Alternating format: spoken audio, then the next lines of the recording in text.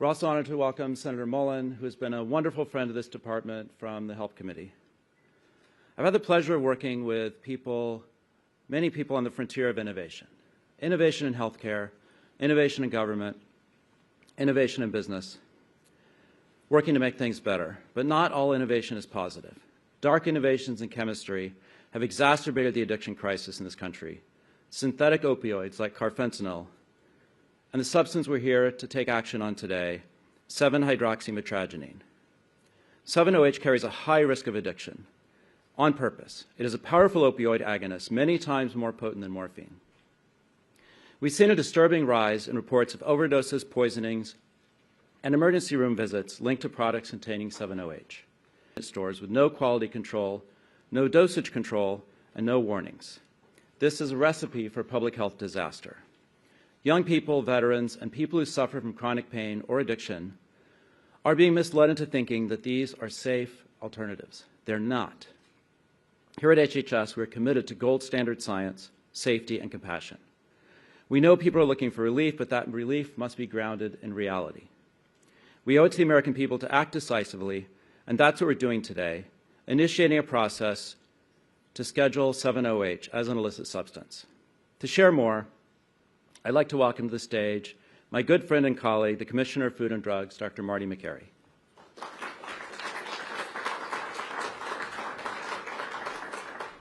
Thank you, Deputy Secretary O'Neill. It's great to be here. 7-OH is not just like an opioid. It does not just have opioid binding properties.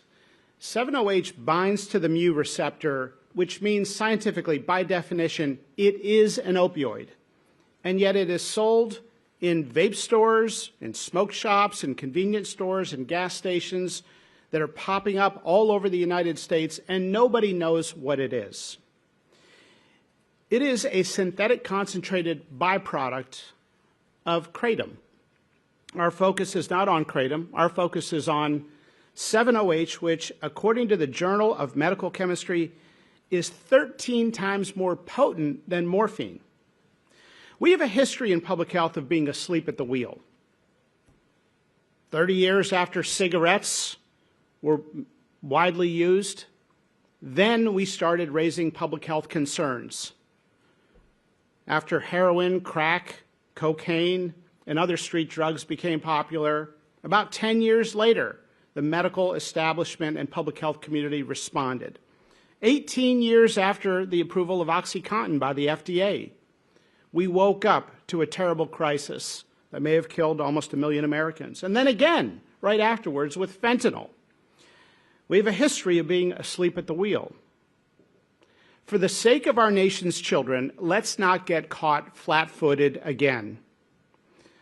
Public health is supposed to prevent disasters, not just clean them up after they killed thousands and thousands of people. Why do we get caught flat-footed time and time again?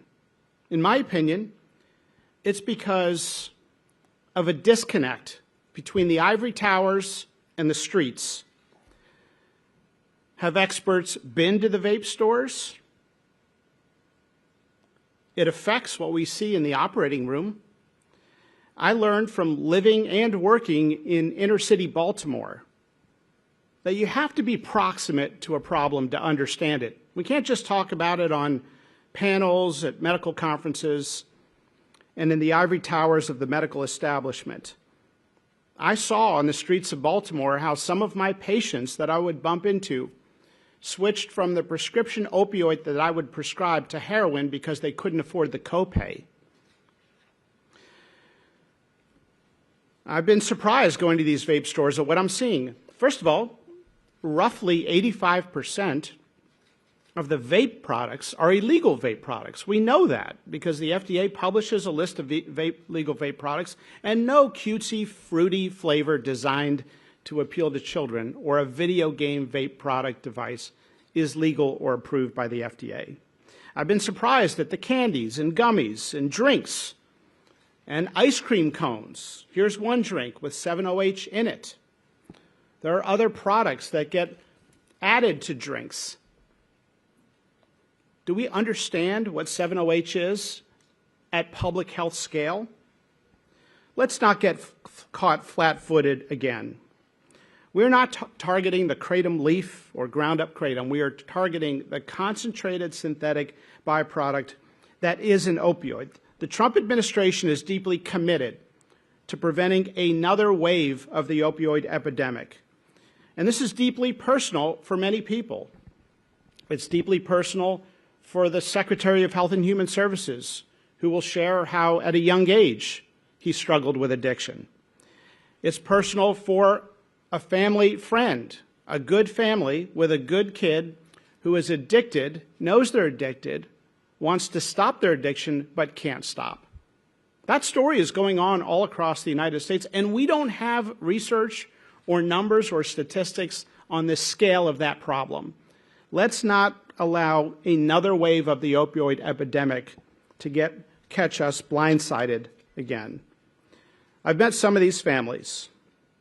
Let's be honest, there's also a lot we don't know. This may be the calm before the storm. It may be the tip of the iceberg, but let's be aggressive and proactive. Today, the FDA is announcing that we are initiating action to recommend scheduling of 7-OH as a controlled substance by the DEA. We are also releasing a report on 7-OH to educate the public, including the other names it goes by. And finally, we need to educate the public, including the medical community. I've talked to many doctors who don't know what 7-OH is. We need to be proactive so we don't get caught blindsided again. Thank you very much.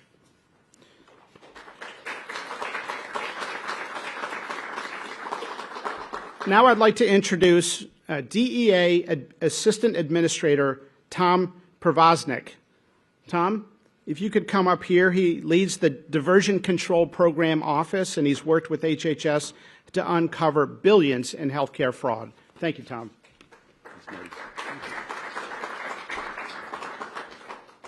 Good morning, and thank you all for being here. Let me start by saying DEA's mission is to protect the public health and safety, period. That means taking action when dangerous, unregulated substances threaten American lives. DEA just received the Department of Health and Human Services formal recommendation for 7-hydroxide mitragynine, and now that we have it, we'll review it expeditiously, thoroughly, and in accordance with the law. We don't play politics with science, and we don't cut corners when it comes to public safety. DEA is the agency charged with making the final scheduling decisions under the Controlled Substances Act. But we don't act alone. We rely on HHS and the FDA to conduct rigorous, science-based evaluations, including the 8-factor analysis that considers abuse potential, medical use, and public health risks. DEA will now begin the legal rulemaking process, which includes an opportunity for the public to comment before any final scheduling decision is made. That means full transparency, and all voices will be heard. DEA will do what we've always done: follow science, follow the law, and do what's right to keep our communities safe. Thank you.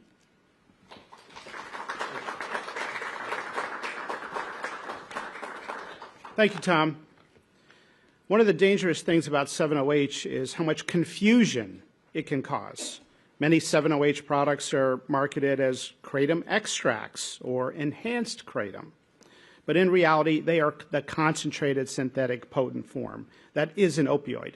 Our next speaker, Melody Wolf, Melody, come on up here, has experienced suffering looking for pain relief, and she's going to share a bit about her story and how the dangerous 7-OH product affected her life. Thank you, Melody.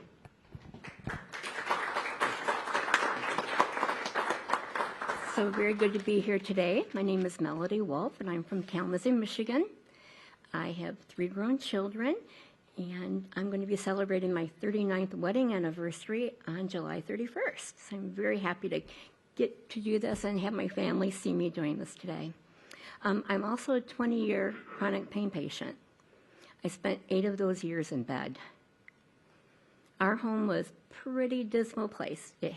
My kids had fans on in their rooms at night because they needed to sleep and they couldn't hear me crying in the downstairs. They were able to go to very few activities because I was bedridden. And they had no parent to take them. My husband was working, and so missed out on a lot of activities that they should have been at. And to be quite truthful, my marriage was headed for a divorce. But remember, I'm celebrating my 39th wedding anniversary soon. I saw many doctors at the Cleveland Clinic, the University of Michigan Rheumatology, and so many specialists. I was taking up to 11 medications at one time from one doctor, and one of them being the highest patch count for fentanyl.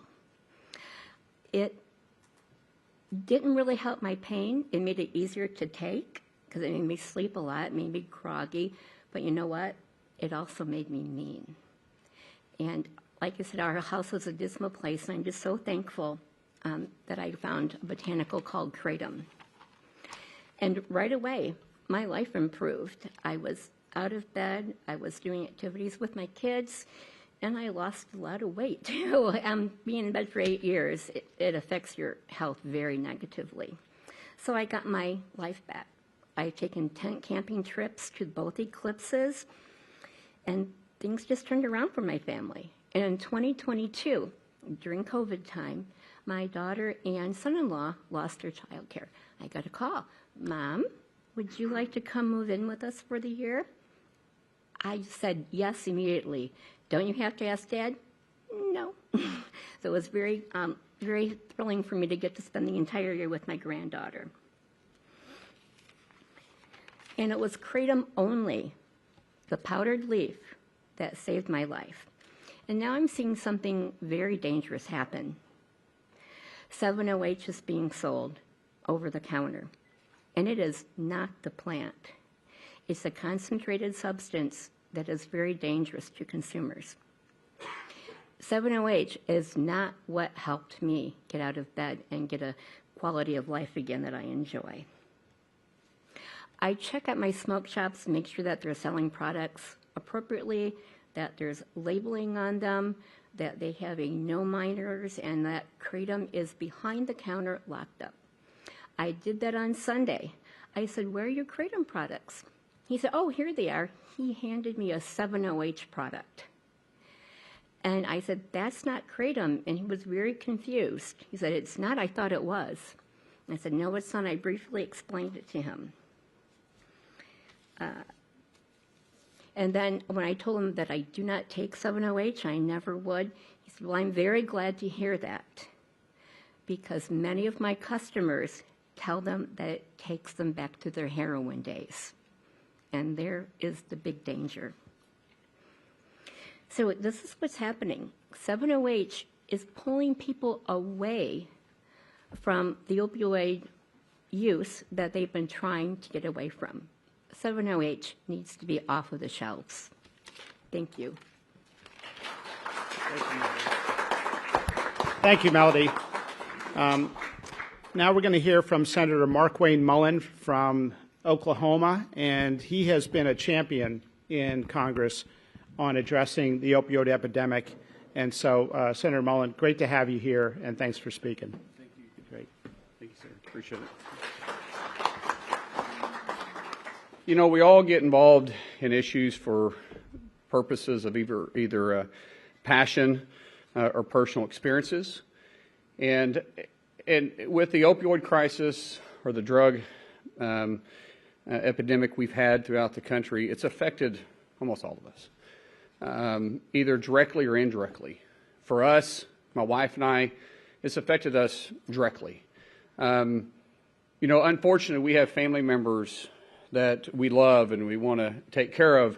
And if you've ever dealt with a family member that is struggling with drug use and you're the caregiver of that individual, they go missing for days. And you're worried about your phone ringing.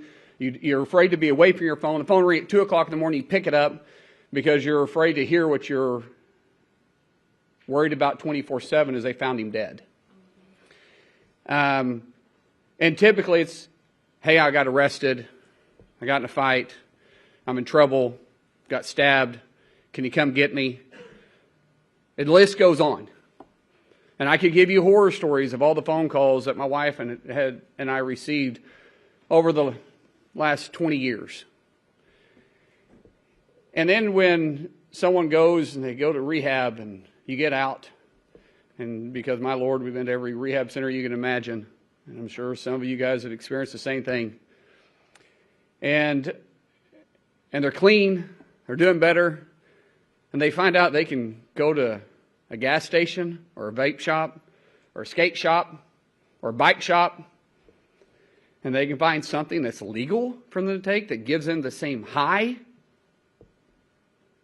and they can still pass drug tests even though they're on probation, and yet it's a road to the same addiction.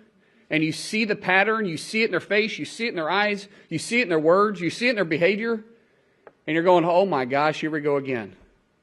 And you go get them drug tests and they're passing, you're going, what is going on? How can they pass this? What are you doing? I'm not doing anything. I'm not doing anything illegal. But you can read it because you've been with that loved one so long, you see it, and you're helpless.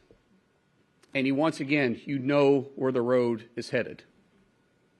And then honestly, those of our family members that we've struggled with addiction, when they actually get put in prison, it's probably the first night you actually sleep well.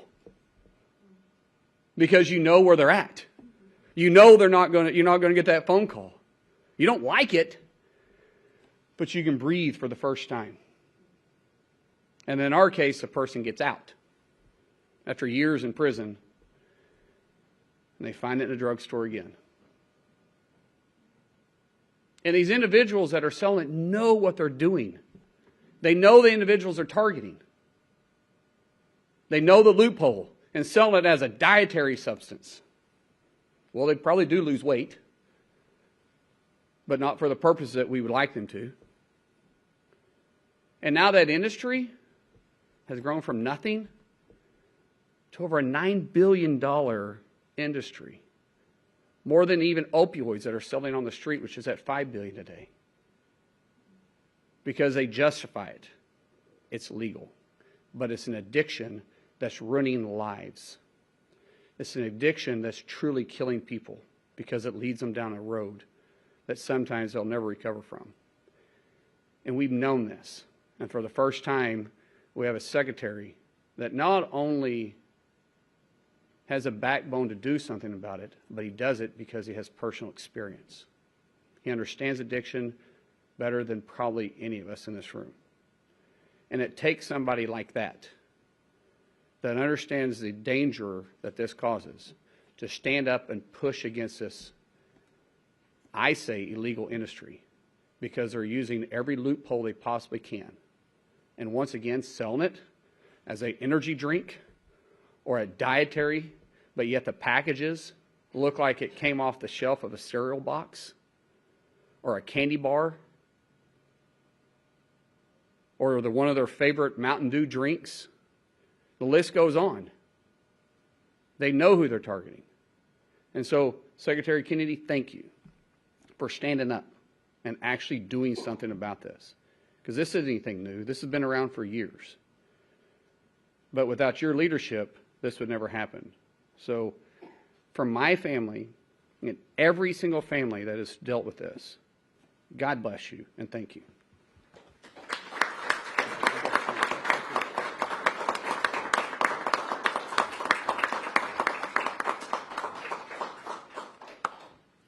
Thank you very much. Thank you for those kind words. Markwayne. Thank you to Jim O'Neill, to Tom Przosnik, to Marty Makary, and to Wendy as well. Thank you for that, for sharing your story.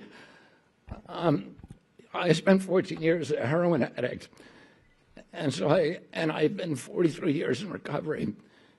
And so I spent a lot of time talking about addiction and reading about it. And typically in most societies, you have about 10% of the population that suffers from addiction. But when there is availability, that can become a crisis. And you can have, for example, in Yemen, virtually 100% of the adult population is addicted to khat, because it's available on every corner. And my addiction started because of, let me say this, it was precipitated by availability. In April of 1968, 3 months before my dad died, the French Connection, the biggest heroin bust in history, heroin recovery, happened all together. They got out of one automobile 200 pounds of heroin, of pure heroin, and they ended up getting, I think, about 1,600 pounds over time. That heroin was then stolen from the evidence locker room in the Manhattan DA's office, and it was distributed on the streets of New York. And for several years, there was $2 heroin, so it was available in deuces.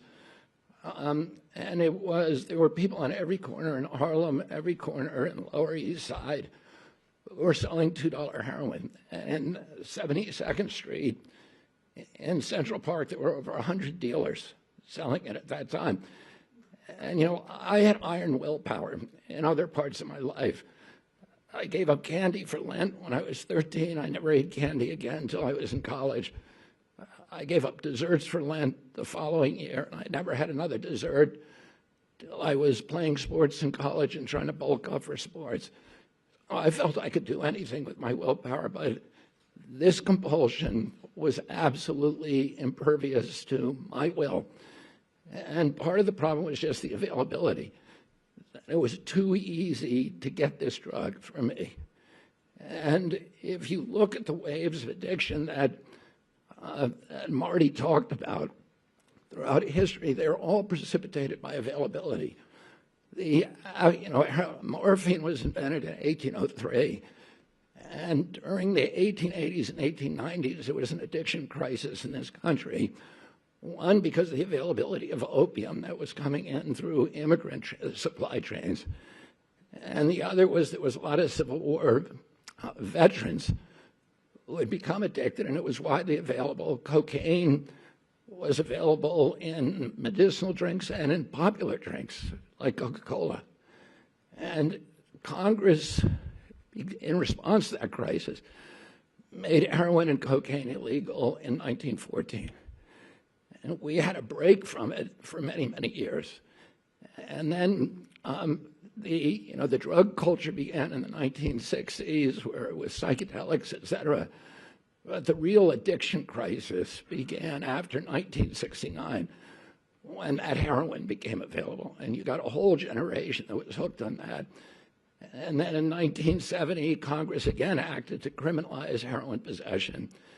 And we got a little bit of freedom until the 1980s, when there was the drug cartels in Mexico and elsewhere developed supply lanes through the Bahamas and Mexico that the DEA was not ready for at that time. There were huge surpluses of cocaine in our country, and the drug dealers figured out a way to market it very cheaply through a new form of cocaine called crack. And throughout the 80s and 90s, we had the crack crisis in our country because of the availability. And then in 2000, we had the oxycodone crisis because suddenly opiate pills were available, partly because of the agency capture at FDA that Marty is now dismantling. And with that, FDA's action abetted that crisis. And so when we have that availability, it turns into a national crisis. And we're still losing 80,000 kids a year. 3 years ago, we lost 106,000 kids to addiction. That's double the number of children that died, of American kids who died during the 20-year Vietnam War. It's 2 Vietnam Wars worth of casualties a year from this crisis. And as Markwayne said, all of us are touched. President Trump is touched. His family also suffered from addiction. My family, I lost a brother to this disease. I lost a niece during COVID, a niece who I raised in my house, who was like a daughter to me. I lost another niece to injuries, who's now a quadriplegic because of this disease. But all of our families are touched, every American family. The financial cost to our country is in the trillions, and what we're determined to do is to avert a fourth wave of addiction. You know, I became an addict because it was so available, but I still had to go to Harlem, or I had to go to the South Bronx, or I had to go to the Lower East Side. And now you can go to any gas station. And the people who are marketing these drugs, we were met with Pam Bondi yesterday talking about this issue, and with these people from the DEA, and they showed us maps of the places where the vape shops and the smoke shops where this stuff is being sold. And they're around military reservations in our country, and there's, you know, the DEA has done measurements of urine in our troops, and they're skyrocket. The more it's directly correlated to the number of vape shops in their area. They're putting them around schools, they're putting them in our poorest neighborhoods, and now they're putting them in every gas station. And they're marketed for children. They're gummy bears. They're bright colors. They're candy flavored. This is really a sinister, sinister industry. As Marty pointed out, our agencies have been asleep at the wheel for all of these other crises. And now we're going to wake up and we're going to stop this before it starts. So I want to thank all of these ladies and gentlemen for their commitment to making sure that this does not happen again in our country and averting the fourth wave of addiction. Thank you very much.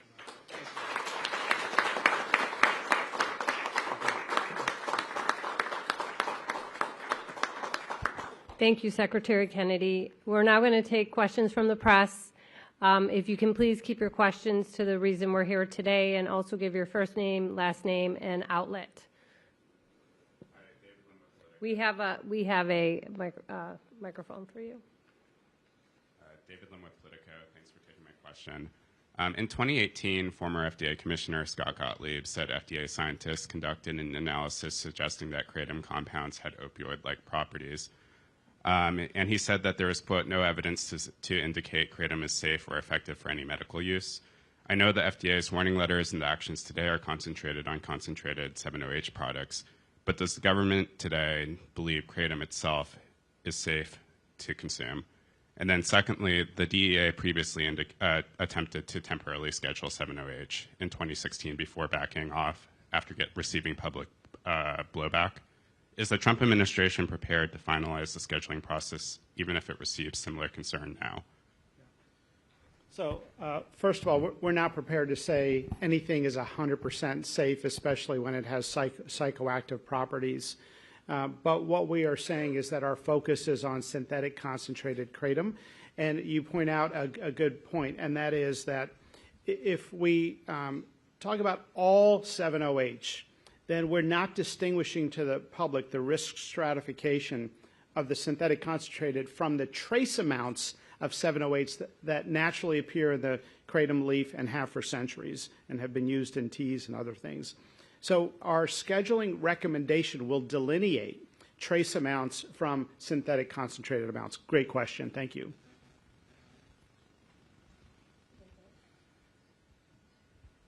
Hi, Lizzie Lawrence, reporter with STAT.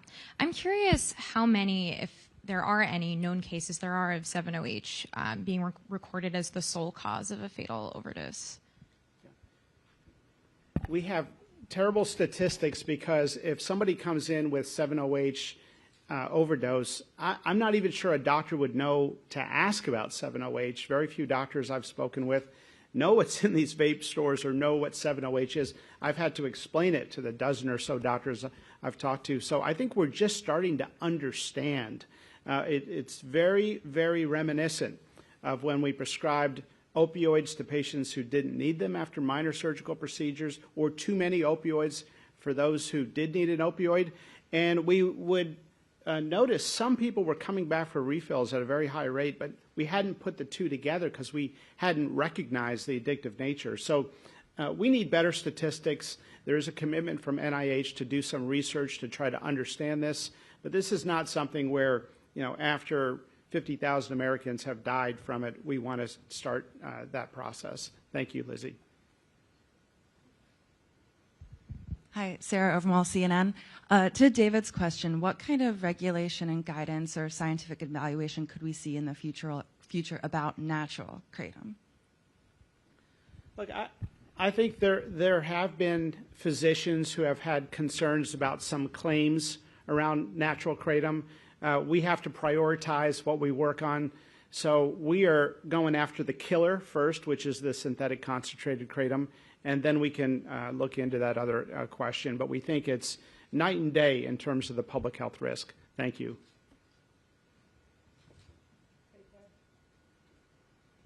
Hey, thank you. I'm Scott with CBS. You mentioned the doctors need to become more familiar with the danger here, and you've issued a letter, I think, today to doctors. But what, in fact, changes today? I'm sorry, are you issuing a new regulation? Are you going to do the scheduling? What actual change is HHS affecting today? Yeah, so great question. Thank you for that. So a couple things. One, we're issuing a report, an FDA report on 7-OH, explaining it.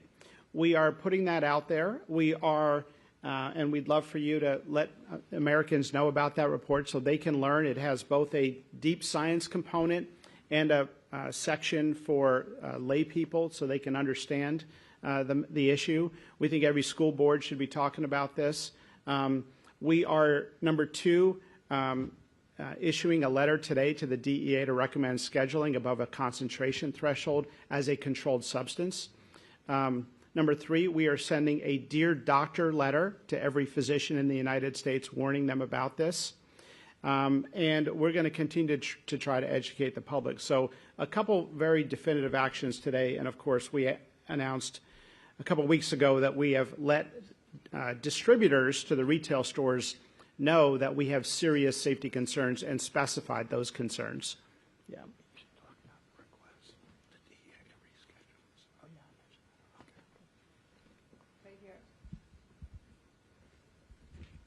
Hi, Margaret Manta with Notice. You said that you're thinking about this in terms of concentration, where it's like trace amounts of 7-OH and kratom versus, the much more concentrated product. Is this a framework that you think the FDA could use for other dietary supplements? I think it's a good idea. Thank you for suggesting it. We do something called an 8-factor analysis. So our scientific team and the scientific team at the DEA independently try to evaluate, is there a threshold? And they look at animal studies and a whole bunch of other criteria to look at dependence and addictive thresholds. So we have a threshold that is calculated in 2 different mathematical ways to try to distinguish what we're talking about with concentrated kratom from the trace amounts that appear in the kratom leaf. Thank you.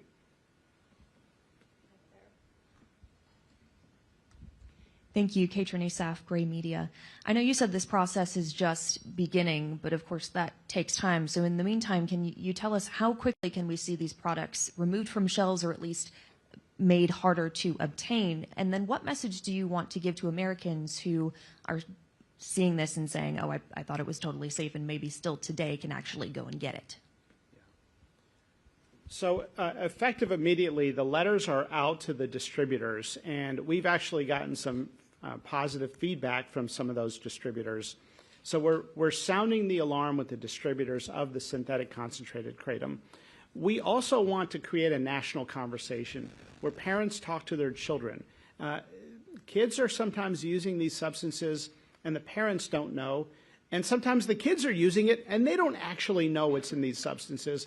So this is a time as with other new addictive substances that enter the United States, for us to have these conversations. And I hope school boards, places of worship, all talk about the illegal substances in these vape and smoke shops and gas stations. Thank you. Hi, Liz White with the Wall Street Journal.